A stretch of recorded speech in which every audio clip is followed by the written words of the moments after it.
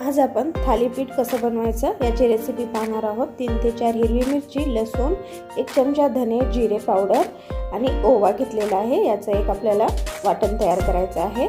1 cup मी गव्हाचं पीठ आणि 2 कप ज्वारीचं पीठ घेतलेलं आहे आणि त्याच्यासोबत अर्धा कप मी बेसन पीठ घेते आणि त्याच्यासोबत मी यामध्ये ॲड करत आहे।